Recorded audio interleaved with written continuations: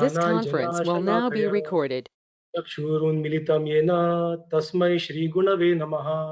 मुखं करोति वाचालं पङ्गुं लङ्घयते गिरि यत्कृपातमहं वन्दे परमानन्दमाधवम्। While we all have been reciting these two prayers for today's pastime, these two prayers have key significance. Om Ajnana Timirasaya is about what a spiritual master is. What is his qualification? What does he do? Which is very much related to the today's pastime. And when we say Yat Krapatam Ham Mande, so with Krapa of Paramananda of Krishna, a dumb person can talk, a lame person can cross over the mountain. But what happens if Yat special Krapatam Ham Mande? So that is what we will be discussing in today's session. So we'll just go through this book of surrender. Let me just scroll the first page. So before we start, let us set up the scenario over here. So what had happened so far in this pastime? So we had Samudra Manthan, where the milk ocean was being churned by the Devatas and the demons, and out of many things and personalities that emerged from this ocean, from the churning of milk ocean, one of the important item was nectar. So demons, by cheating the Devatas, they took the nectar away, ran away, and then Vishnu took the form of Mohini, and then he deceived the demons and distributed the nectar to Devatas. This obviously resulted in making the demons angry, and there was a war between the Devatas and the demons. By the mercy of the Lord, Devatas won this war, and most of the demons died, and Bali Maharaj almost died. But by Shukracharya, Bali Maharaj was revived again, and many other demons were revived. So he spelled some specific mantras and revived them again by his power. And then, under his guidance, Bali Maharaj and all the demons again attacked the heavenly planets and captured the heavenly planets. And then they proceeded for 100 yagyas. So while they had completed this, object of this 100-year yagya was to basically be an everlasting ruler of the three worlds, undefeated ruler of the three worlds. So this Ashwamedha yagya, while they had completed 99, on the 100th yagya, a beautiful Vamana boy came over there, who was none other than Lord Vishnu. And when he came over there, Bali Maharaj was very happy. He received them, and he asked for 3 pieces of land. Shukracharya was aware that he is not an ordinary Brahmana. So he feared that he knew that he was Vishnu. He feared that Vishnu had come to deceive Bali Maharaj and take all the pieces and take all the opulences back from Bali Maharaj. So he warned Bali Maharaj, be careful. He is Vishnu. He is none other than Vishnu. So you have to be very careful. He will take everything from you and give back to Indras. He put forth many arguments. He even tried to say, when Bali Maharaj said, I have already given a word, he tried to convince Bali Maharaj, saying that a person can still lie as per the Shastras when he's trying to flatter a woman, when in the marriage ceremony for his livelihood and so on. While we will not be using this is basically the demonic version of the Shastras, but yes, he quoted Shastras according to that. So Bali Maharaj was silent. He waited, he paused for some time. He probably was thinking that Shukracharya saved my life. He was the one who helped me, guide me to take the throne of Indra. And now he is also helping me in performing the 100 yagyas. What do I do? Should I obey him or not obey him? But also, he had been telling me, advising me all the time that we should offer everything to Vishnu. And but now, when he says Vishnu himself has come, why is that he's just stopping me from allowing to Vishnu? He contemplated on the thought. And then he replied, Oh Master, what you mentioned about the religious principle is correct, but I am the grandson of Prahlada. How can I withdraw my promise just for the greed of money? How can I behave like an ordinary cheater? There is nothing sinful than untruthfulness. He quoted Mother Earth, saying that I can bear the weight of everything except the liar.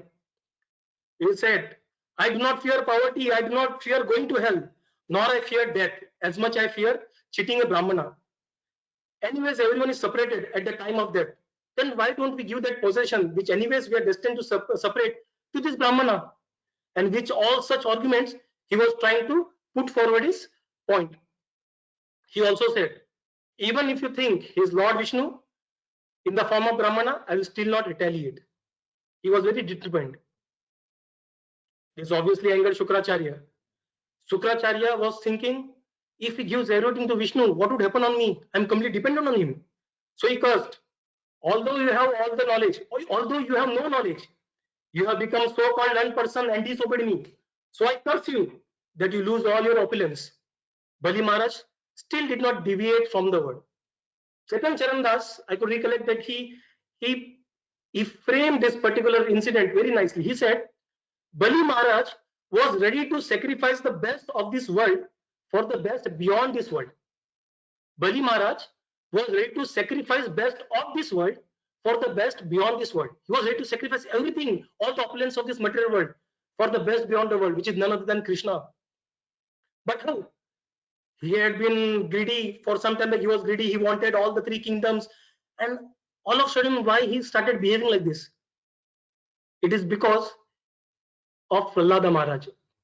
Prahlada Maharaj sowed the seed of devotion in his heart, which now fructified, and he attained the perfection of devotional service. So Prabhupada says in this context, there are two types of elevated person. One is Sadhana Siddha and one is Kripa Siddha. Sadhana Siddha are the people who follow the regulations of the Shastras, who follow the instructions of the Guru Maharaj, and through practice day in, day out, they attain that perfection of devotional service. Whereas about the Kripa Siddhas, what do? They immediately get the perfection. And how? Just by the mercy of the Gurus and the Krishna. We can think of this one particular pastime in Krishna Lila, when Yajna-Patnis, the wives of Brahmanas, when Krishna came them asking for food, Brahmanas were very learned. They did not offer food to Krishna. But Yajna-Patnis, they all came and they offered food to Krishna. This is the perfection of devotional service, offering what we have to Krishna first, to Supreme Lord. And how did they get it? They were not well versed. They did not follow some Shastras and Vedas, but they got the kripa of Krishna and Balrama. So as per the custom, Bali Maharaj offered water to Vamana Deva and asked him and promised him to offer the 3 words. So his wife Vindhyavati, she brought some water in the golden pot, and Bali Maharaj washed the feet of Vamana Dev and took the water and put over his head. And then he offered him the land as promised. Now here we see that Bali Maharaj was very determined. That quality which Prabhupada picks up is Arjavam, which is he's free from duality. He's very determined. He's very determined in serving the Lord. Also, he rejected Shukracharya because his advice prevented him from serving Lord Krishna. He thus demonstrates that a guru who takes you away from Krishna should be immediately rejected, but a guru who takes you towards Krishna should be accepted. In Srimad Bhagavatam 7.5.31, Prabhupada says that Shukracharya, Shukra means semen and Acharya means teacher. So Shukracharya means a person who is born in the Brahminical family and has got the position of Acharya. So such person may or may not have the correct understanding of the absolute truth, and we have to be very careful. So who can be the bona fide spiritual master? So Prabhupada says, you have to surrender to spiritual master, but not blindly and sentimentally. I believe that in the initial stages of bhakti in a spiritual journey, you have to be more analytical and less of emotional. The reason I say less of emotional, because the emotion which we carry during that time is materially influenced. But as we progress over the path, automatically, gradually, we become less of analytical and become more emotional. And this emotion over here is the transcendental emotion, the Krishna prema, the bhava, which is actually required to surrender to Krishna. So Prabhupada says, first you should study the spiritual master carefully to find out whether he has the qualifications spelled out in the Vedic literature. So which qualification is referring to? There are many such qualifications, but we'll speak of two prominent. One, that he should be part of bona fide Guru Parampara. So Prabhupada says there are 4 parampara that comes directly from Vishnu, and this spiritual master should be one of them who can take you back to Godhead. And this quality is called as Shotriyam.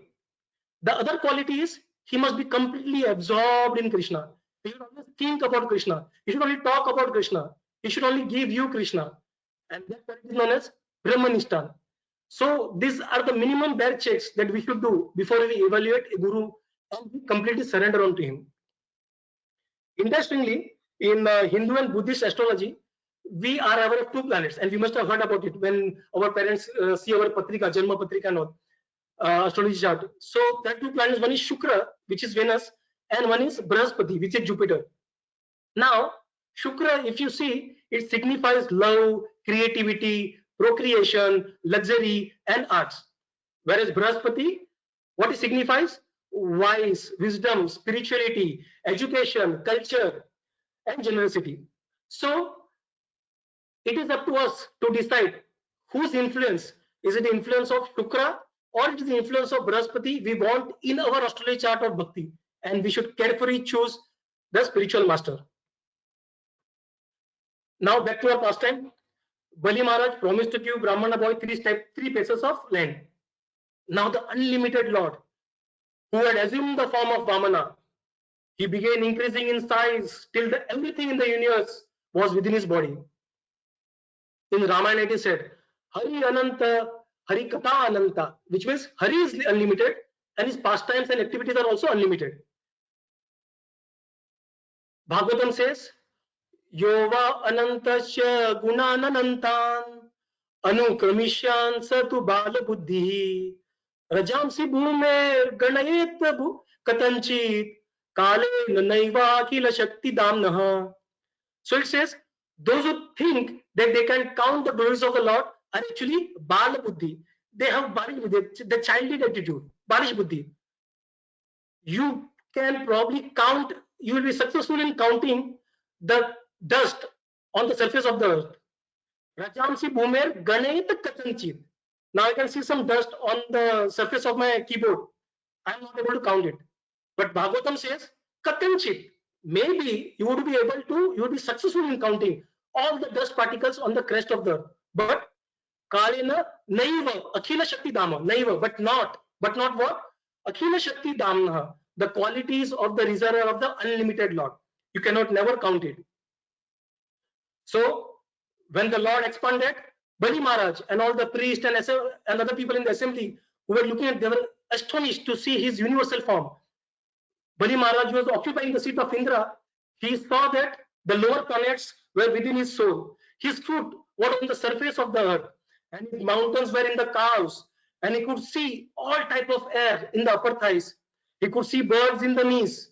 He could see himself with other associates in the outer side of the waist, whereas he saw all the 7 oceans in the inside of the waist. He also saw sky in the navel. On the heart, he saw the personalities like religion, truthfulness, and also he saw goddess of fortune with a lotus in her hand. In both his arms, he saw all the devatas. In the neck, he saw Vedas, fire in his mouth, and sun in his eyes. He saw Varuna Dev on his tongue.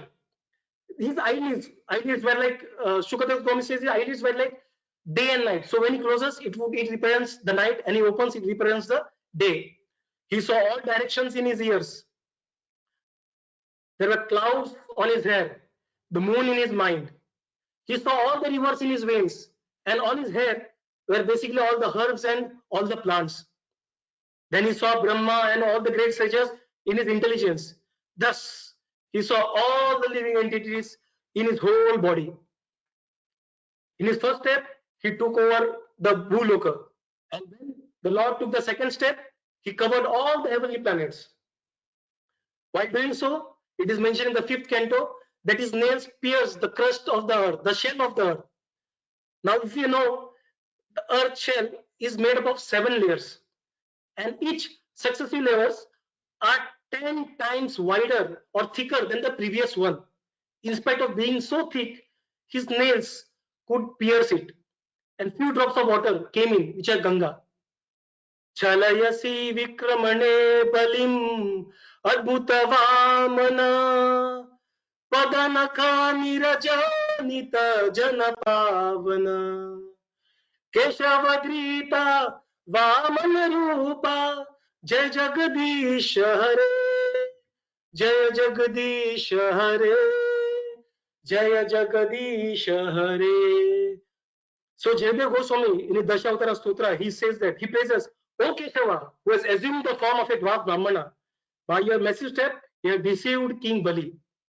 And by the Ganga water that has emanated, Nira Janita, that is emanated from the nails of your lotus feet, you deliver all the living beings, Jana Pavana of this world. So while this pastime was being done, all the weapons personified, they appeared over there and they paid their obeisances and worshipped the Lord with all the paraphernalia. Lord Brahma also was over there. He also offered his prayers. At that time, waters from his kamandu, the pot which we usually carry, he usually carries the sages, washed the feet of the Lord. And he became so pure that it transformed into Ganga. Now we can see there are three references which Prabhupada quotes. One, he says somewhere it is mentioned that Narayan said he himself is Ganga. Second, in fifth canto it says because of the nails that pierced the shell of the earth, water came in, Ganga. Again, now the water from the kamandu of the Brahma, Lord Brahma, washed the feet of Vishnu, and again it transformed to Ganga. So how do we understand that? Vishwanath Chakravarti Thakur says that Ganga is actually the combination of all these three waters. So while Brahma and the Devatas were worshipping the Lord with flowers, with the diya, sandalwood pearl, Lord reduced himself into his original form as Vamanadev. Thus, he acted exactly like Lord Krishna in while he showed his Vishwarupa to Arjuna on his request. And then he reduced his original form as Krishna. We have to understand that Krishna can take unlimited forms, but his original form is Krishna. Krishna to Bhagavana Swayam. According to the capacity of the devotee, he assumes various forms so that the devotee can handle him. Now, while the demigods were busy worshipping the Lord, the demons were not so happy. So they saw their master was being deceived. They said angrily, "Oh, this Vamana, this Brahmana, this Vishnu, he's so deceiving. He deceived our Lord, and by deceiving, he took all the affluence of the Lord. This is not good. It is very bad." And they were very furious. Now, Brahma Vaivarta Purana mentions of a very interesting character over here, whose name was Ratnamala. And Ratnamala was the sister of Bali. Now, initially, when Vamana came as the Brahmana boy, small boy, the motherly affection manifested her so much, she felt that, oh, Kash, this person would have been my son and I would have fed in my milk. But now, after seeing this Vishwarupa and seeing that Vamana, his brother, has been deceived and cheated, she said, even if this boy becomes my son, I would kill him becoming poison, by giving poison. Now, this particular personality in the next life was none other than Putna. Krishna, being present in everyone's heart, knows the desire of everyone. So he gave her the opportunity to become Putna, to give her milk and also give her poison. So we should be pro tip. I would give pro tip over here. So we should be very careful whether we are in front of the deities or in temple, what we desire. We do not know in what form Lord will fulfill our desires. So now all the demons who were very angry, they rushed to attack Bali Maharaj. Now Lord's associate, including Jai Vijay, who were present over there, they smiled. They might be thinking, "Abhi, kya karne ja rahe? What are they trying to do? Are they trying to kill themselves? What are they trying to do?" And then with that smile, they counter-attacked all the demons. Now we have to understand the demons all tried to attack Vamanadev against the desire of Bali Maharaj. Now, with all the associates of the Lord trying to defeat and kill demonas, Bali Maharaj requested them, please go down the lower planets. This is not the right time to fight. The time is not in our favor. So please go down the lower planets and take shelter over there. So they were driven down to the lower planets. Now Garuda, the king of the birds, understanding the desire of his master, he quickly arrested Bali Maharaj with the rope of Varuna. Being so captured and benefit of all his opulences, Bali Maharaj lost all his body luster. Vamanadev then said, "O king of demons, you promised to give me 3 pieces of land. With one, I covered the complete Bhuloka. With second, and with my body, I complete sky and all the directions. And with second, I complete all the heavenly planets. Now you are unable to fulfill my promise. So you should go to hell immediately. And also, this is in accordance to the curse that has been given by Shukracharya. Shukracharya, while he said that you lose all your opulences, he also said that you will go to hell.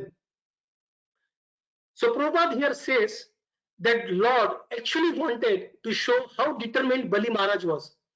He wanted the world to know how Bali Maharaj was. And he did not hesitate to carry the order.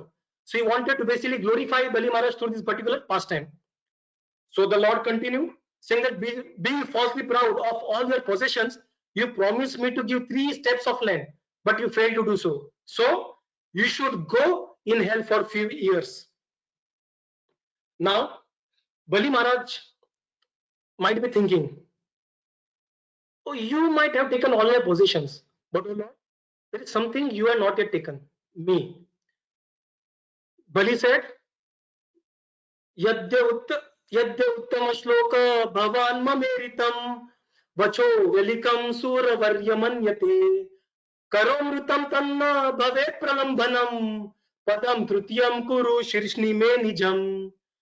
So he said, O Lord, O Uttama Shloka, the best of the personalities, Suravarya, the best among the demigods, if you think that my words, my promise, Yakhinam, has gone waste, then please give an opportunity. Korumritam, fix this. Fix that what you think that I have made a false promise. How? By please, Padam Tritiyam, kindly please put your third step, Kuru Shishni Me Nijam, on my head. So here he exemplifies the Atma Nivedana, Atma Samarpan, which is the part of Navavida Bhakti. So here, Bhaktivinoda Thakur says, seeing now we have to understand the position of Bali Maharaj. He was about, through all the phases of his life, he was now about to become the ruler of the 3 world. So he was about to do that. That was the 100th sacrifice. It was just a matter of few days or few hours, and then he would be the matter. He has spent so many yajnas, so many bad phases he has passed through, and he was about to get what he wanted. But still, he was so determined in his commitment to the Supreme Lord. Atmanivedana bhava hriday dridharoye. May the mood of self-surrender to the Supreme Lord remain firmly in my heart. Hasti snana samajyano kanikana hoye. So Bhaktivinoda Thakur says, let it not be, let my determination will not be like the momentary cleanliness of the elephant after taking a bath. So if we all know, elephant after he takes a bath quickly comes out and he puts all the sand back on his body. So he's saying, Hasti snana samajyano kanikana hoye. Let it not be like the Hasti snana. So here, Bali Maharaj actually was so determined that he did not deviate whatever may be the situation. So Bali Maharaj, in that situation, he said, father, mother, brother, friends, they all punish us for our well-being, but not in this way. You, O Lord, being the Supreme Person of Godhead, you have punished me this way, and I regard this as exalted. He praised the Lord. He understood the real situation. He praised the Lord, saying that you punish us only for our own welfare. He said that God, oh Lord, you are indirectly the greatest well-wisher of all the demons. We are always blinded by all the false prestige. By chastising us, you give us the eyes to see the right path. You are so merciful that many devotees who are envious towards you also receive the position of mystic yogis. It is a Brahma Jyoti. So Bhaktivinoda Thakur says in Gopinath, Gopinath, Mam ami ki doshe doshi, asura sakala paino charana vinoda takilo bosi. So Bhaktivinoda Thakur is saying, oh Gopinath, I am so sinful that all the demons attend your lotus feet. Bhaktivinoda remains in this in this material existence. So even he accepts the fact that Lord is so, he confirms the fact that Lord is so merciful that even the demons get the mercy of attaining the lotus feet of the Lord. But we are unable to do that because we have the scene of the material desires within us. So again, back to our pastime, Bali Maharaj, thus he was appreciating the action of Supreme Personality of Godhead, and he considered his situation to be very fortunate. And he was considering his situation, describing his fortunate position, Prahlad appeared over there. So when Prahlad appeared, everyone paid dandavats to him, even Bali Maharaj. But since he was arrested by the Garuda, he just bowed his head and paid obeisances to Prahlada. Prahlada, seeing the Supreme Person of Godhead, he paid his dandavat with his head. He was so overwhelmed with jubilation of tears by seeing, after seeing the Lord. He offered his obeisances again and prayed to Lord, thanking him for being so merciful to his grandson Bali Maharaj. He said, because of his position, Bali Maharaj, being positioned as being the king of the heaven, he was put into the ignorance of darkness. But because of your special mercy, he has now been pulled out. At the same time, Vindhyavati, wife of Bali Maharaj, was scared, but at the same time, she paid her obeisances to the Supreme Lord and said, "Oh Lord, you are the creator, you are the supreme proprietor." And she indirectly criticized Bali Maharaj, saying that people with demonic mentality are the one who basically consider themselves the owner. Now here we understand one prime difference between the mentality of the Devatas and the mentality of the demons. So Devatas, they consider, or godly consciousness is one that understands the fact that we are not the owner of anything, and it is Lord who is the supreme proprietor. But demonic mentality is where we consider ourselves to be the owner of everything. This body, this flat, this house, this family. That is demonic mentality. Now Lord Brahma, who was also present there, he requested to Lord with folded hands. He said that Bali Maharaj has been sufficiently been punished, O Lord. Please release him. Now, as far as I recollect this particular of different pastimes of the Lord, I have never seen Brahma actually interfering while Krishna is actually punishing some demon. But in this particular case, Brahma interferes and he requests the Lord to please release him. What would be the reason? It is the ultimate surrender which Bali Maharaj is given. So because of that, he was pleased with Bali Maharaj and he pleaded Lord to please excuse him. But when you say surrender, surrender, surrender, what exactly does surrender mean? Prabhupada quoted in preface of Chaitanya Charitamrita. So coincidentally today happens to be the 405th anniversary of Chaitanya Charitamrita. So by Krishnadas Kaviraj Goswami. So let us quote this. So Chaitanya Charitamrita ki jai. So in Chaitanya Charitamrita preface, Prabhupada quotes that Lord demands that one should surrender unto him by following the 6 guidelines. There are 6 guidelines that has been given by the Lord. He also quotes this in Nectar of Devotion and different other books. So let us try to go through it briefly and also see how we can practically try to implement this in our life in case of chanting. So we may not by default have the mood of surrender, but we can try to enact it. Now, if you see in these 6 guidelines, the first 2 guidelines are something which we can enact, whereas the 4 other guidelines are something which the mood which we have to cultivate, which we have to develop. So it is not possible to develop the mood the way it is immediately as it is. So the best way is we start with point 1 and 2 and try to enact it so that the right mood develops. So the first 2 guidelines say, let us take 2 guidelines at a time. So first 2 guidelines say, accept things which are favorable in discharging the devotional service to Krishna and reject things which are unfavorable toward your devotional service. In this case, Bali Maharaj, what did he do? He rejected Shukracharya. Shukracharya, the person who had given second chance, who had guided him to get the throne of Indra and was helping him with the 100 yajnas. But he rejected him immediately because that was unfavorable for his devotional service. Now in a practical life like chanting, we can also try to implement it. We can try to accept the things which are favorable for our chanting, like probably getting up in the Brahma Murta, sitting erect while chanting. Those can be the things which we think are favorable for our devotional service. Unfavorable things we can try to remove is basically unattending, not attending to your WhatsApp messages or your unwanted calls. So basically with these small things, we can try to develop the mood of surrender to the Supreme Lord. Now Prabhupada in one of the morning talks, he has given an interesting perception to it. So we said the 2 things are accept things favorable and reject things unfavorable.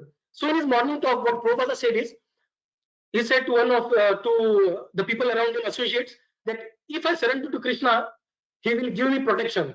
I am one of his servant. That is surrender. And whatever he gives, we should accept him. So the person named Mr. Manotra, who was over there, he said, we should accept good or bad. So Prabhupada says, there is no good. There is no bad. Everything is good over here. And first accept what is favorable to Krishna, to reject things which are unfavorable to Krishna. So he changed the conjunction from and to to. And that is very interesting. If you see the story of Dhruv Maharaj, initially when he saw the Lord, he accepted Lord to be his ultimate goal, which automatically removed his material desire of enthroning. So he did not artificially remove his mood of enthroning or desire of enthroning the kingdom. But when he understood that Lord is ultimate objective, the other thing automatically went off. So that is an interesting angle which Prabhupada has given. So with this, when we move on to the second one, it says that always believe firmly in the protection, Lord's protection. Always feel exclusively dependent on the mercy of the Lord. So here Bali Maharaj, he believed that the punishment by the Lord was actually special mercy, which indicates that he had a firm faith in the Lord. He had a firm faith that Lord is his supreme protector. So when he said when Lord said go to hell, he still believed. He accepted God. He still believed that my Lord would be protecting me over there. Other great example is none other than Prahlad Maharaj. So when Hiranyakashipu's father, demonic father, tried to throw him down the cliff, put him into dungeon full of snakes, tried to put him below the feet of the elephants and put him inside a fire, give him poison and what all. But Prahlad Maharaj he had so strong, firm belief in Lord's protection. He was never deterred from that belief. Other great personality is Draupadi. Draupadi, when she was being disrobed, she was pulled in the assembly. She begged for help from Bhishma Dev, from Dhritarashtra, from her husbands, but no one was able to help her. When Dushasan tried to pull out the sari, she tried to hold her chastity with her hand, but she understood that her power was no match for Dhritarashtra, Dushasan. And then she tried to hold with her teeth, but then she realized that she cannot herself do it on her own. Prapanam pahi Govinda Kurumade Vashiditam. So she's saying, please protect this surrendered soul, oh Govinda. I am thinking amongst these Kurus. So she cried out to Krishna and Krishna helped her. She had that faith. She actually dependent. She was completely dependent. And she believed on the protection of Lord Krishna. So to give ourselves to Lord Krishna and depend entirely on Krishna's protection is what surrender is. So while chanting, we can cry out to Lord, "Hey Lord, please protect me from the clutches of Maya." If you remember, Krishna says in Bhagavad Gita, what he says, "Mam evaya prapadante Maya netam tarantite." Only if you surrender unto me, you will be able to cross the ocean of nescience. So we should pray to Lord before chanting. We should try to develop that mood before chanting. Lord, I am helpless without your protection. It is only by your mercy that I can overcome this ocean of nescience. So I am completely dependent on you. So with this mood, we should start our chanting. Then the other two things are we should not have interest separate from that of the interest of the Lord. And we should always feel oneself meek and humble. Now in case of Bali Maharaj, when he was bound by the ropes of Varuna, by Garuda, he felt humble, he felt helpless, and he did not retaliate. So he accepted whatever may be the interest of the Lord, putting me to hell or doing anything with me, I accept it. My interests are aligned with your interest, O Lord. That was his mood. And that was in humble and meek mood. So what do you mean aligning to the interest of the Lord? So when we align to the instructions of our Guru Maharaj, spiritual master, we automatically get aligned to the interest of the Lord. So while chanting, how do we do that? How do you feel meek and humble? Trinadapi sunichena. So one should chant the holy names, understanding himself lower and more insignificant than the blade of a grass. So we should always think oneself to be a humble servant of the servant of the servant of the Lord. And with this mood, we should chant. So Prabhupada, while he was in Jalduta, he got heart attack. And in his poem, trying to pray, in his prayers to the Lord, which he wrote, he said, "He karja je koribare, agya jadi dilo more, jogye nahi andina hina." ताई से तोमार कृपा मागितेची अनिरूपा अजिनमी सोबार pravina. So he said, although my Guru Maharaj has ordered me to accomplish this mission, I am not worthy and fit of doing it. I am completely dependent on you. So I am very fallen and insignificant. Therefore, O Lord, I am begging for your mercy so that I may become worthy. For you are the most wisest and the most experienced of all. So basically, Prabhupada is in the mood where we see few of these guidelines. He has developed that mood in himself. So there is one more interesting video which most of us must have seen, where in an assembly where people his disciples ask Prabhupada, Prabhupada, how much time it would take for us to go back to Godhead? Prabhupada, without hesitating, he replies, 2 minutes, just 2 minutes. How much time does it take for you to surrender? 2 minutes. So we are just 2 minutes away from Krishna, but it seems like eons and eons we are away from Krishna. Why? Because we are materially attached. Na dhanam, na janam, na sundarim. It is mentioned, Chaitanya Mahaprabhu says that I don't want any wealth. I don't want any followers. I don't want a beautiful wife. That is the mood. But what most of us say, ha dhanam, ha janam, ha sundarim. Give me more wealth. Give me more followers. I want a beautiful wife. So when we have that mood, how can we basically make our distance from Krishna just 2 minutes? Sishtastakam means Shiksha Astakam. So the 8 verses which give you instructions or some knowledge. Interestingly, in Marathi, Shiksha also means punishment. So if you are in the mood of seeing Na Dhanam, Na Janam, Na Sundarim, then this Shishtastakam is basically the instructions of the Lord. We are following the instruction of the Lord. But when we say Ha Dhanam, Ha Janam, Ha Sundarim, we are basically talking about the Marathi version of the Shishtastakam. Shish means basically we are getting punished. What punished? Getting entangled in this cycle of life and death. So with the 6 guidelines, we eventually gradually reach that mood, which Chaitanya Mahaprabhu says in Shishtastakam. Ashlishya va padartam pinastu mam adarshanam marmahatam karotu va yata tata va viddatu lampatu mat prananatas tasu eva naparaha. So he says, whatever you do, you embrace me, you trample me below your feet, you throw me there, you whatever you desire, you do. Don't give any service or you insult me, whatever you want, you do. Don't do not. Sana eva na, tu, but sa eva, only he, na eva para. No one else will be my Lord, worshipable Lord. So whatever you do, I am your puppet. You are the puppeteer. I have no other thing. Just control me. That's it. I am your surrendered soul. So that is the mood of surrender. So while we move on to our katha again, so when Brahma said that he pleaded Lord to please forgive him, Supreme Personality of Godhead responded saying, Brahma, I am doing a special favor by taking away all his positions. Vraje prasiddham navanita choram gopangananam chadakula chauram aneka janma arjita papa chauram Chauragraganyam Purusham Namami. So Bilva Mangala Thakura says, Chauragraganyam, you are the foremost of all the thieves. Why? Because if we surrender to you, you take away everything. But the person who is not surrendering, you don't take anything from him. So I say, oh Lord, I surrender, take my position. The Lord takes everything from you. But here, we can have a, from the incident of Bali Maharaj, we can tweak this prayer saying that, oh Lord, if you want to take anything, take, but please accept me as well.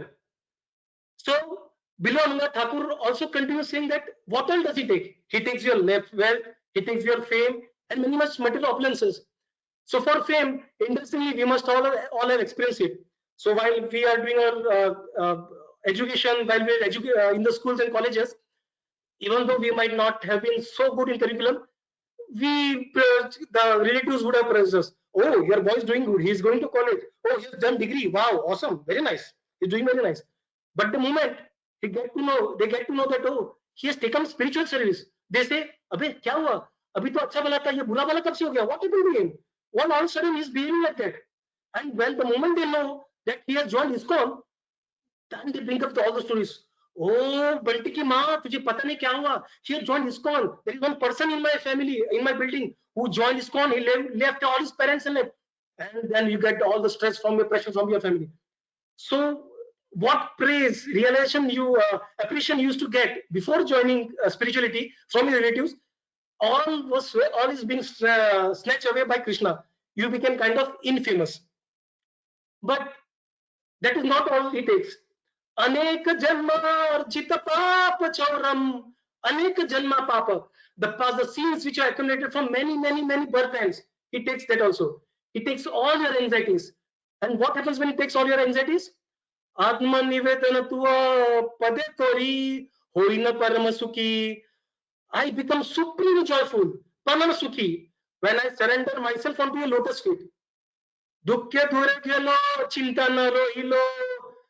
My dukh has gone away. There is no anxiety at all. Chaudi ke anand dekhi. In all directions, I just see happiness. That is what Bhaktivinoda Thakur says in Sharanagati. So this is what happens when we surrender. It may look like Krishna takes everything from us, but when taking everything from us, he's giving us much more important, more precious Krishna prema. So what happens to Bali Maharaj? What did he give Bali Maharaj? So his Lord said, Bali Maharaj will become Indra in Shavarni Manvantara. So here, this current Manvantara is the Vaivashvana Manvantara. And then Indra is actually position. So Indra now is Purandara. So in the next Manvantara, which is Sharvani Manvantara, Bali Maharaj would take up the position of Indra. So he continued till that time. So till that time, which means we are right now in that that's around 72 yuga cycles in one manvantara. So we are approximately 26 or 27th yuga cycle. So around 40 to 45 yugas yet to go. So till that time, what should we do? So Lord says, till that time, you can go and stay in Sutala, one of the lower planets. But it has been made by Vishwakarma. Vishwakarma is the one who also made palaces in heaven, in Swarga. So godly people, the heavenly people, they desire that place. But you would be residing over there. This place will be free from all the mental and the physical miseries. Why? Because it will be protected by me. He also continues saying that no one would be able to conquer you because my Sudarshan Chakra will kill them all. I will stay with you and you will be able to see me always. What more can Bali Maharaj ask from Supreme Lord? He assured Bali Maharaj that he will always be protected from the bad association of the demons. So in our life, we may or may not be encounter such a dramatic situation where we will be forced to surrender. But we can surrender in bits and pieces. We can give small pleasures of this world for Krishna. So like the way we have now assembled, we might have forget COVID. Even if it wasn't COVID, we surely would have assembled again to listen this katha to Bhagavatam. We in Ramadan we have some short festivals, some offer discounts, but still we would have left that small pleasures of material just for Krishna. We would have done that. That's small. These are all small surrender. The first two step of surrender. Take up what is beneficial for Krishna and reject everything which is not beneficial for Krishna. And these small surrenders, I'm sure, would change your direction of life. So with this, I would like to conclude by praying on behalf of all of us to Bali Maharaj, saying that please kindly bless us that we develop this determined surrender, Hriday Dridha, without any deterioration. Kindly bless us that we develop that mood of surrender for the Supreme Lord. We always remain engaged in the devotional service of the Lord.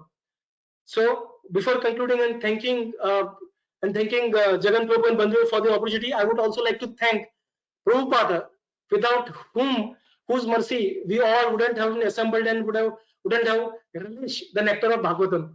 Also, I would like to thank all the great Vaishnavas who work day in day out so that they can quote Prabhupada, they can break down Prabhupada in simple language, all the Shastras, so that a foolish person like me can understand it even better. Different Maharajas, different Vaishnavas like Amendra Prabhu, Chaitanya Charandas and all, I would like to thank them for all the great speeches that they given. And also, I would like to thank specially this particular comic strip which I have found in ISKCON Design, which says about great souls of all the Mahajans, illustrated Mahajan. And this particular comic was about Bali Maharaj and Vamandev, which I had used in this service. So thank you once again. If I have made some mistake during my service, please forgive me. It was because of my uh, foolishness or my incompetence. But please bless me. So next time when I serve, I would be much better in the service. Thank you. Hare Krishna. Thank you, Bandhu Prabhu. Over to you, Prabhu. Hare Krishna, Prabhu. Jai Ho. Thank you so much, Prabhu, for the very nice presentation. So, very well done with so much of illustrations, cross connections from different scriptures, explaining the concept of surrender very nicely. So, I would request the devotees to be ready with the questions. But before that, I have a special request from Sumangal Prabhu. He told that today I need to speak after Santa Gopeshwar Prabhu has presented. So I invite Sumangal Prabhu to share his comments. Prabhu, 2 minutes. Hare Krishna. Yeah, Hare Krishna, Prabhu. Thank you so much for giving me this opportunity to talk about Santa Gopeshwar Prabhu. So, because his presentation also so. This conference will now be recorded. Om Namo Bhagavate Vasudevaya Narayanam Namaskrutyam Naram Chaivam Narottamam Devim Saraswatim Vyasam Tato Jayam Udirahe Nashtaprayeshu Abhadreshu Nityam Bhagavata Sevaya Bhagavate Uttama Sloke Bhaktir Bhavati Nashtaki Krishnaya Vasudevaya Devaki Nandanaya Cha Nanda Gopa Kumaraya Govindaya Namo Namaha. I seek blessings from Radha and Krishna, Srila Prabhupada, my Guru Maharaj, my Shiksha Gurus, my mentors, and Vaishnavas, so that I can glorify Maharaja Amrisha and his devotional service. Yeah. To me.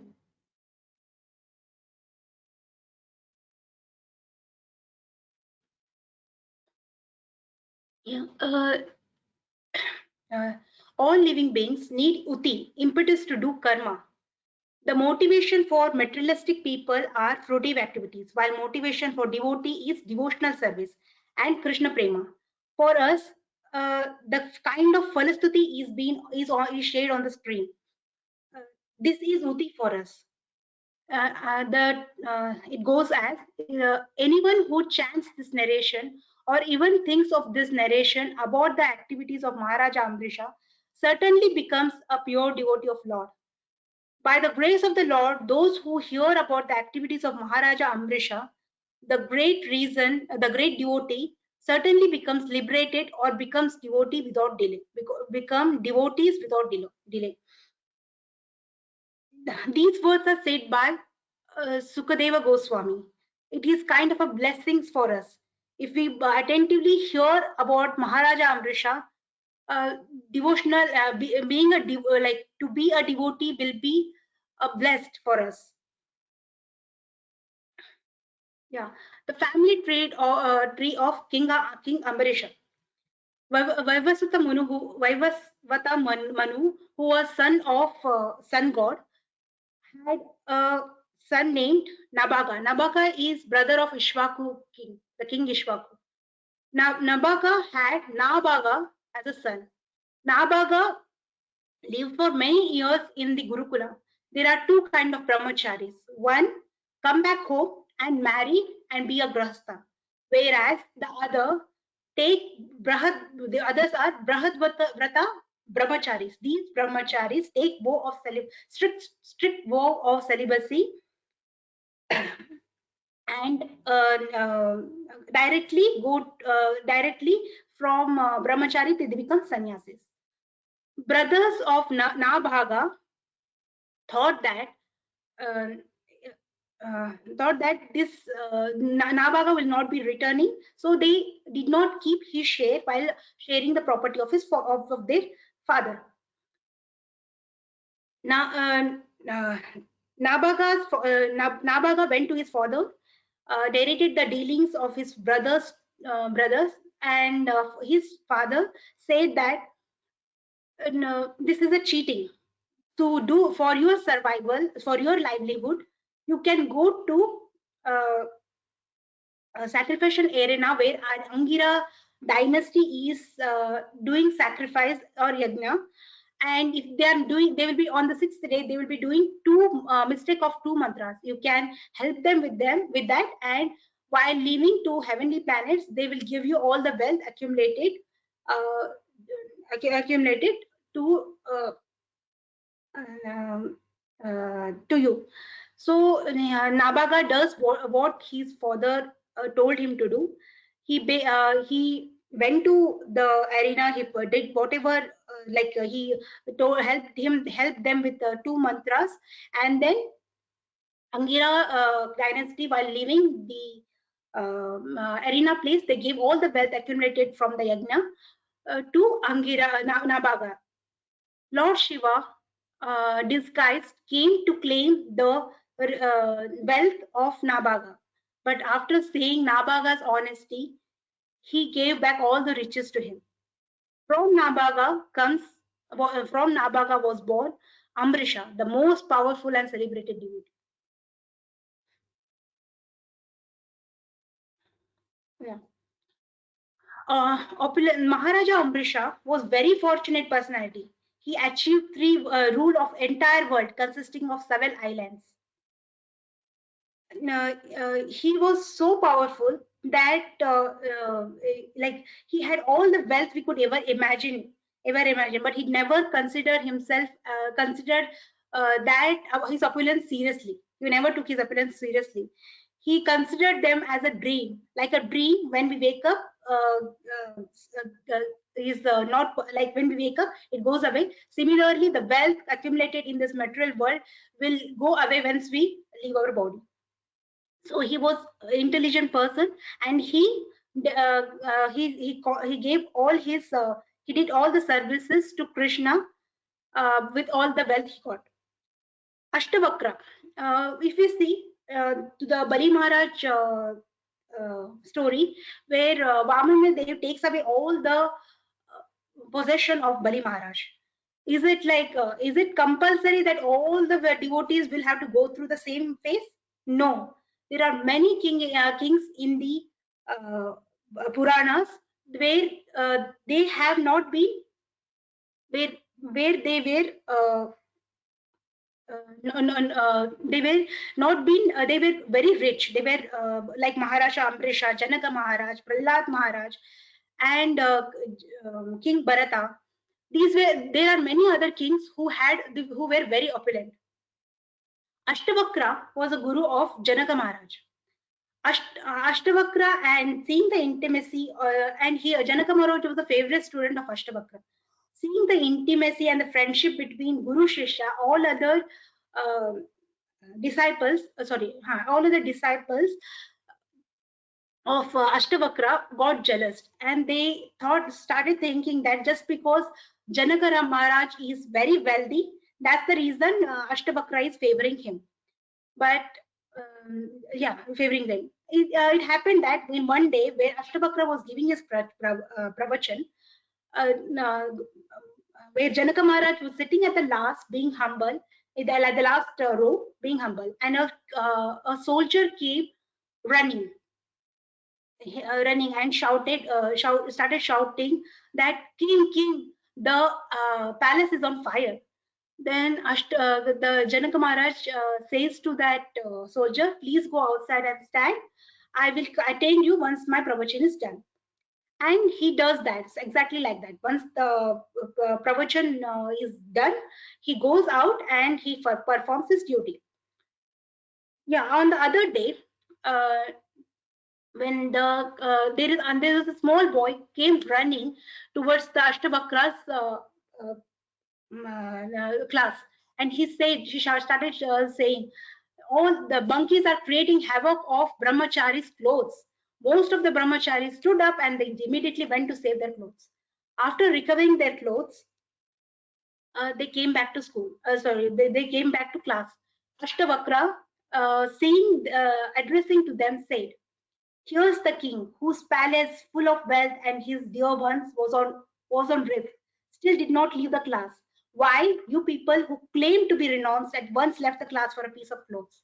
The question is not about what you possess; it's about how you possess." These saintly kings perform duty without getting attached to the material opulence. Ancient kings were saintly. Evam parampara praptam imam rajarshyo viduhu rajarshi. Prabhupada translates it as saintly kings. Raja is king, Rishi is sage. If you observe this, these are two opposite words. Raja is an enjoyer and Rishi is a controller. Raja is a controller of the outer world, while Rishi is the controller of the inner world. Raja is an enjoyer, Rishi is a renouncer, and he is completely in controlling his senses. So while this, if these two attributes of controlling outside world and inside mind is being in one person, that person is called as Rajarishi. The point is that they are kings. These kings are the kings who are not power hungry. They are not here to stamp their authority over others. They have a purpose in ruling an outer world to spread Krishna's message to their subjects. This is a beautiful picture which was done by our Bhaktin Kavita. This narrates the sloka of 9.4.18 to 20. Maharaja Amrisha did not take his opulence very seriously. He considered Sarvaloka Maheshwara. Whatever is there is everything belongs to Krishna. So he used everything as in a service of Krishna. This is actually a real renunciation. Yeah, the picture illustration, I have numbered it. I will just be reading on what he is to do. It says, Savai Mana Krishna Padhara Vindayor. Maharaja Amrisha always engaged his mind upon the lotus feet of Krishna. This is number one. Number two, Vacham Sivai Kunta Gunana Varnane. His words in describing the glories of the Lord. Number three, Karo Harir Mandira Marchanadisho. His hands in cleaning the temple of the Lord. Number three. Number four, Shrutim Chakrashuta Satkato Daye. His ears in hearing the words of spoken by Krishna or about Krishna. Number five, he engages his eyes in seeing the deity of Krishna. Number six, he engaged his senses in touch in the body of all the Vaishnavas. Number seven, he engages his sense of smell in smelling the offered tulsi. Number eight, he engages his tongue in tasting the Lord's prasada. Number nine, he engages his legs in walking to the holy places and temples of the Lord. Number 10, his head in bowing down before the Lord. And all his desires was in serving Krishna round the clock. The clock is in between. Maharaja Ambarisha never desired anything for his own sense gratification. He engaged all the senses in the service of Krishna. Rishikena Rishikesha Sevaya Bhakti Ruchate. That is said in Chaitanya Charanamrita 19.170. There is no need for special endeavor for controlling the senses. For a non-devotee, controlling senses is needed. But for a devotee, controlling senses is already done because his senses are already in service of Krishna. A devotee considers this whole material world to be spiritual, because he can use each and every material in service of Krishna. The difference between Prabhupada quotes the difference between spiritual world and material world is the service mentality.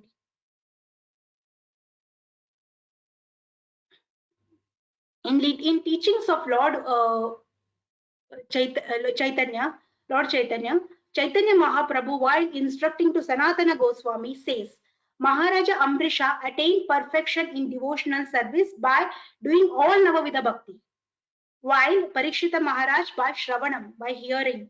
He was liberated by hearing. Sukadeva Goswami by chanting.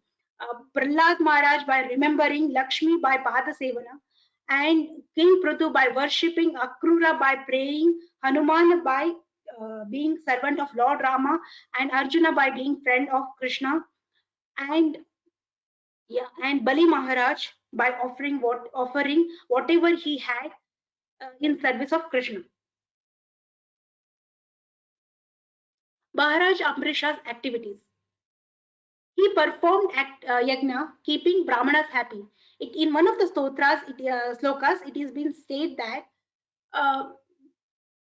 Brahmanas of Maharaja Ambrisha looked just like demigod. They were as gloriously looking like a demigod. Maharaja Ambrisha had kept his Brahmanas so happy. He took advice from Brahmanas who were faithful devotees of Lord.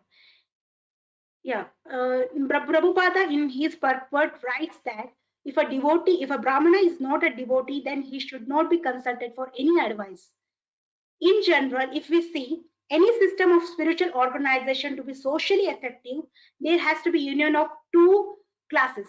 One is Brahmana and the other is Kshatriya. If we look at Buddhism was a religion of renunciates.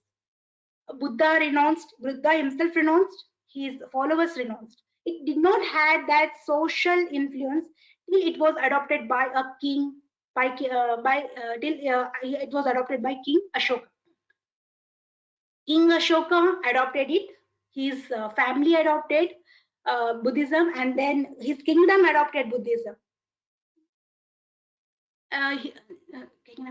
Then he sent missionaries to spread Buddhism. The same is case of Christianity. In Christianity, for 2 centuries, it was on and off. But when Roman rulers adopted Christianity, it had a good spiritual growth. Spiritual culture to come in light. Similarly, if a God-conscious Brahmanas and Kshatriyas are united, spiritual subculture goes very well.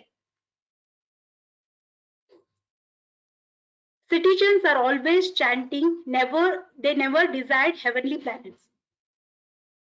Yata Raja Tata Praja. My mother used to tell that please behave properly so that your younger sister who is watching you will learn from you. She used to use the metaphor of a small boat following big boats. So leader should be strict on himself or herself, because common people like me can follow those great ones. This is also stated in Bhagavad Gita 3.21. Maharaja Ambrisha trained his subjects in such a way that citizens were not even wanting to have pleasure of heavenly planets. As Lord Shiva says to Parvati that heavenly planet, liberation, and hellish planet are all same for devotee, because they are completely into service mentality. Everything is spiritual word for a devotee. Supreme Lord gave him a disc by seeing his unalloyed devotion. Seeing his unalloyed devotion, Sudarshana Chakra was being provided, his own weapon was being provided to Maharaja Ambrisha. King observed Ekadashi and Dwadashi with his equally elevated queen for 1 year to please Lord Krishna. Prabhupada emphasized here on equally elevated queen. Here he says Prabhupada in his purport uses Tulya Shilya with respect to Queen of Maharaja Amrisha, which means as a qualified king, as qualified as the king. Yeah. When we speak about woman empowerment in the modern world, we make a woman empowered materially. But unless and until a woman take up spirituality, she is not empowered. True woman empowerment is when she is given spiritual knowledge. If it is said, it's an African proverb that says, if you educate a man, only an individual is been educated. But if you educate a woman, the whole generation has been educated. So Krishna consciousness goes beyond woman empowerment. That is soul empowerment. It ignores the bodily designations. It is that powerful.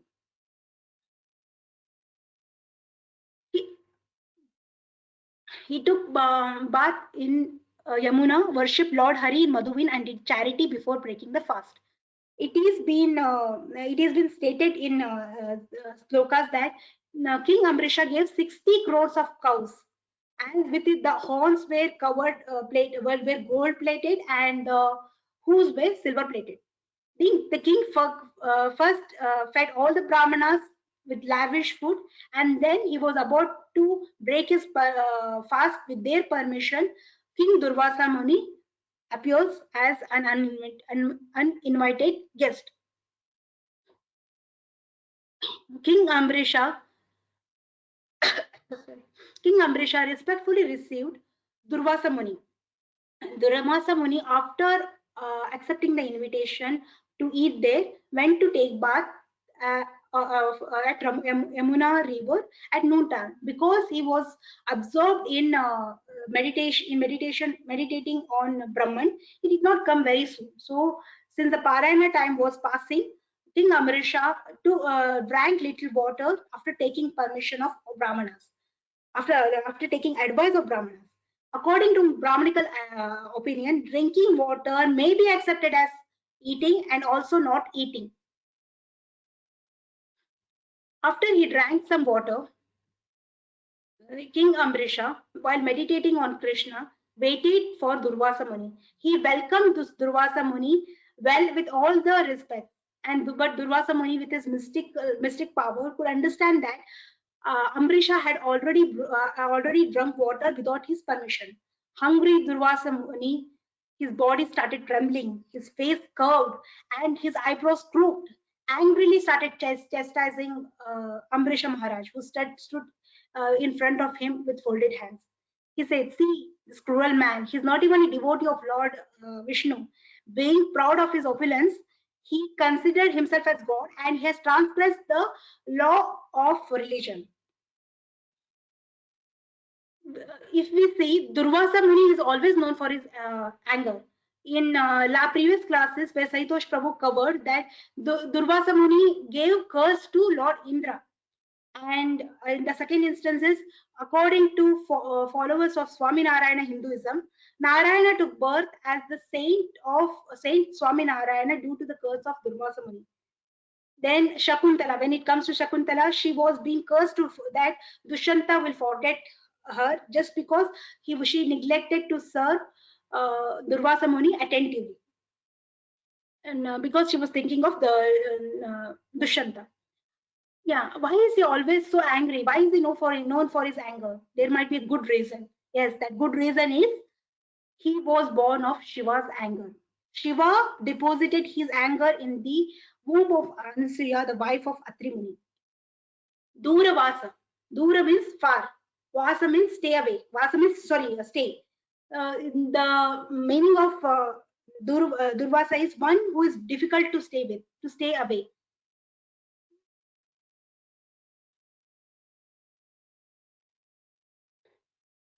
After chastising Maharaja Amrisha, he was not satisfied.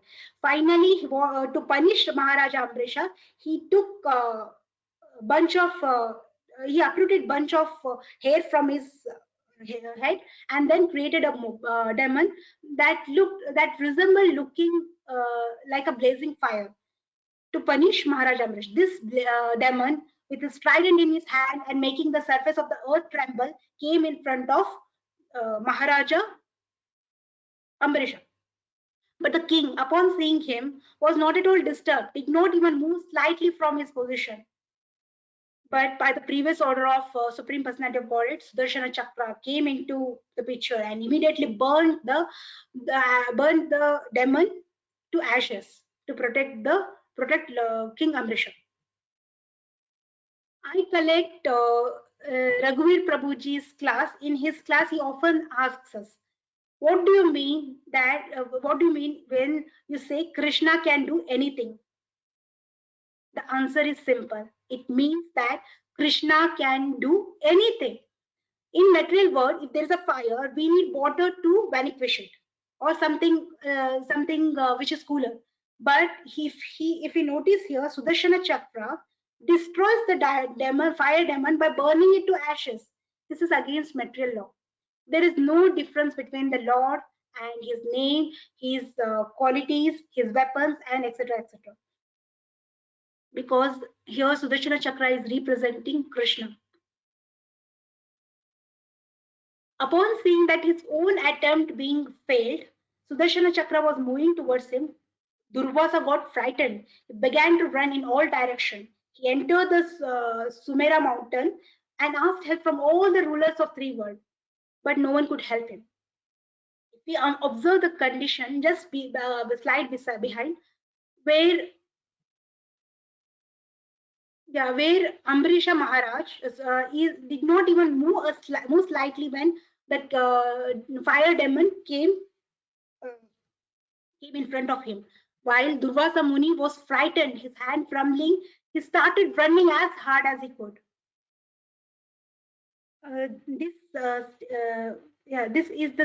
Why is this?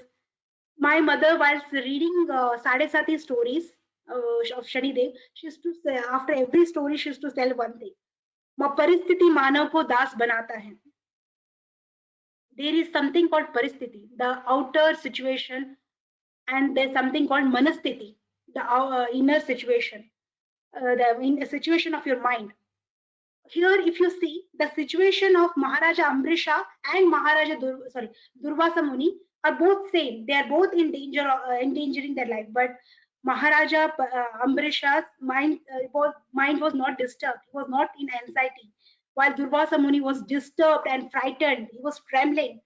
So the mind here, if we see that Paristhiti might be different, but Paristhiti might be same, but Manasthiti is different. Again, coming back to the story, he finally, because this happened because Maharaj King Amrisha had taken shelter of holy name, and so he was out of, and he had no conditions of how Krishna will protect him. Krishna might protect us by killing us, Krishna might protect us by saving us, Krishna might protect us by taking away everything, and Krishna might protect us by giving us everything. It is his wish. Devotees never give conditions to Lord, and therefore he was out of anxiety. He knows no matter what, Krishna will protect him. Yeah, King Ambarisha. But coming back to the story, King Ambarisha, while running, he came to approach Lord Brahma. Lord Brahma and asked protection from Sudarshana Chakra. Lord Brahma refused to help him, as he stated that with a blink of an eye, Lord Vishnu can vanquish the entire universe, including my residence. So, and I'm a surrendered soul unto him, so I'll not be able to help him. So Lord Durvasa Muni went to Lord Shiva. Lord Shiva said the same, saying that Supreme Lord Vishnu is the Supreme Director, and he said, but he redirected Durvasa Muni to Lord Narayan. Lord Durvasa Muni fell at the feet of Lord Narayana and asked again and again, asked permission, asked protection from Sudarshana Chakra with asking permission, asking forgiveness for offending a devotee. Lord Narayana says, the supreme the it goes like this: the supreme personality of Godhead said, "Oh, aham bhakta paradino. I am completely under the control of my devotees. Indeed, I am not at all independent because my devotees are completely devoid of material desires. I sit only within the course of their hearts. What to speak of my devotees? Even those who are devotees of my devotees are very dear to me. O best of Brahmanas, without saintly persons from whom I am the only destination, I do not desire to enjoy my transcendental bliss and my supreme opulence. Since pure devotees give up their homes, wives, children, relatives, riches, and even their lives simply to serve me without any desire for material improvement in this life or in the next, how can I give up such a devotee at any time? As a chaste woman brings their gentle husband under control by service, the pure devotee who are equal to everyone, completely attached to me in the core of the heart, bring me under their full control. Founder acharyas of the sampradayas like Lord Brahma and Lord Shiva are under the control of Supreme Personality of Godhead, but Supreme Personality of Godhead is the control of devotees, pure devotees, and he is the control of his pure devotees. Why is this? Because devotees are anya abhilashita shunya. They have no other desires than to serve Krishna. Lord Narayana could not excuse a person who offended a Vaishnava. To be to get relief from such an offense, one should go and submit to the Vaishnava whom he or she had offended. Therefore, uh, there is no other way for there is no other way to for such to escape from such an offense.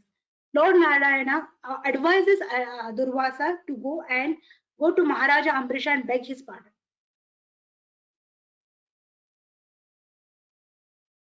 By order of by our order of Supreme Personality of Godhead, Vishnu, Durvasa Muni, uh, uh, Vishnu, so Durvasa Muni immediately went and fell at the feet of Maharaja Ambrisha. Maharaja Ambrisha, being naturally very meek and humble, very humble, meek and humble, felt shy and ashamed as Durvasa Muni was at his feet. He began to offer prayers to Sudarshana Chakra to spare the lives of Durvasa Muni. Devotees are always forgiving, be it Maharaja Ambarisha or Prahlad Maharaj. Prahlad Maharaj asks boon from Lord Narsimha for salvation of his father as a benediction, where his father had had done many multiple attempts to kill Prahlada Maharaj. And again Lord Jesus was crucified, but still he prayed for the one who crucified him, that please father, please I beg, please forgive them because they don't know what they are doing. Forgiving offenders is very natural for a devotee. They can even pray for the offenders. While praying to Sudarshana Chakra, he glorified Sudarshana Chakra. The essence goes like this: Sudarshana Chakra is the glance of Supreme Personality of Godhead, by which he creates the entire material world. Sudarshana Chakra, which is the origin of creation, is most dear to Lord, has thousands of spokes. It is the killer of all other. It is the killer of prowess of all weapons, the killer of darkness, and the manifester of the prowess of devotional service. It is a means of establishing religious principle, and it is the killer of all irreligious activities, adharma. King Amrish, without Sudarshana Chakra's mercy, the whole universe cannot be maintained. Therefore, Sudarshana Chakra is employed by Supreme Personality of Godhead. King Ambrisha prays to Sudarshana Chakra again and again to spare the life of Durvasa Muni. In exchange, he once says that please take away all the in exchange of all the pious deeds me and my forefathers have done. In exchange of that, kindly spare the life of Durvasa Muni. Sudarshana Chakra, being appeased by the prayers, refrained from killing Durvasa Muni. Durvasa Muni glorified Amrisha Muni by thanking him again and again. King Amrisha, this is the current scenario. King Amrisha was standing was standing waiting for Durvasa Muni to serve him from 1 year. He did not drink, sorry, he did not eat anything for 1 long year. And yeah, he just survived on some water. See the elevated condition of elevated consciousness of uh, King Amrisha. The level of King Amrisha cannot be is not unconceivable for me. King Amrisha fell at the foot of fell at the feet of Durvasa Muni and asked him to have food and with all respect. And then he fed him lavishly. After having his food, Durvasa Muni requested King Amrisha, Amrisha, please have food now. Durvasa Muni, after blessing, left the palace. After that, King Amrisha fed himself prasadam. Only after that. Because of his advanced position of devotional life, Amrisha, who had no interest in material life, took Vanaprastha after dividing his property to equally qualified sons. He went to one forest and focused his mind on lotus feet of Lord Vasudeva. Here, if we see, Sukadeva Goswami is glorifying King Amrisha, who took shelter of the Lord in Lord's name.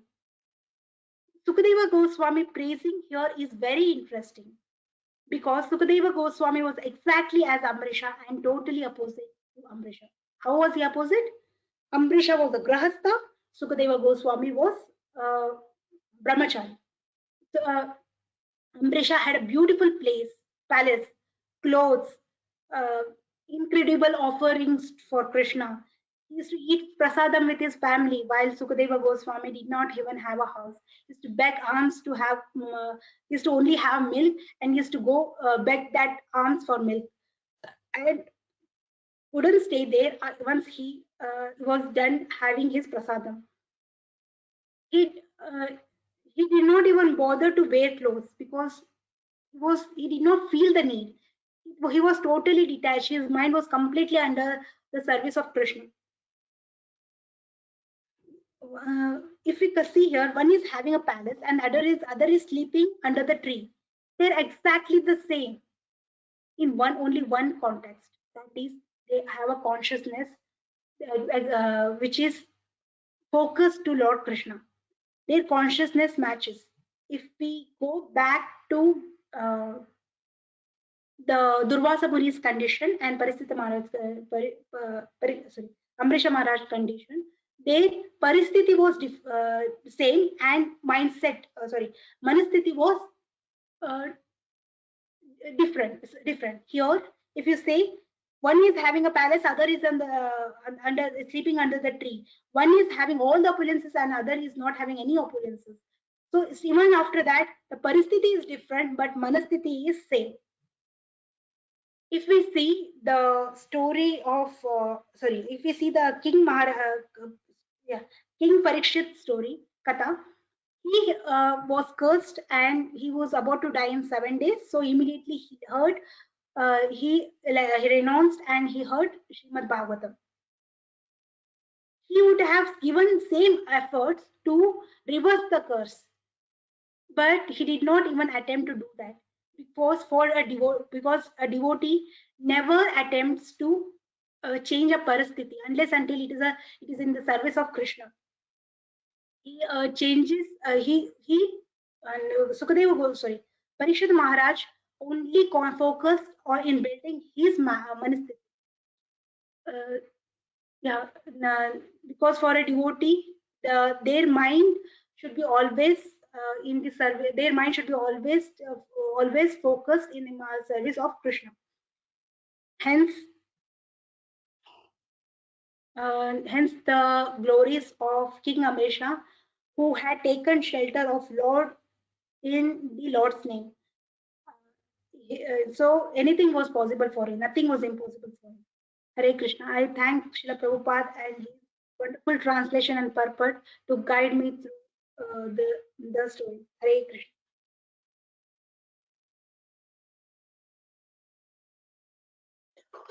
Hare Krishna Mataji.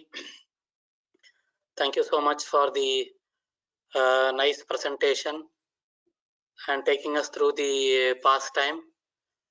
So we request devotees, if they have any questions, please feel free. And in the meanwhile, Jagan Prabhu, if you would like to add anything, Hare Krishna.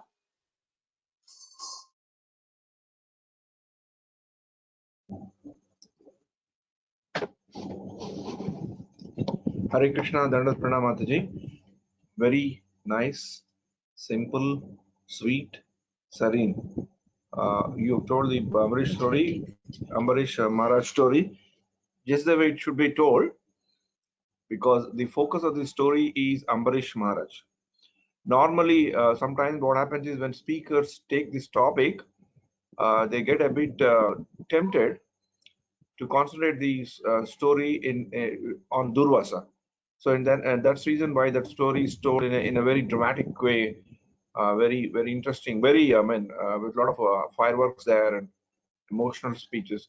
But actually, the story is about Ambarish, the great devotee, was simple, silent, and sweet. So your class exactly as imbibed that mood of Ambarish Maharaj to narrate the story in a very simple manner, because Ambarish Maharaj, even though he was a great personality, he was very simple.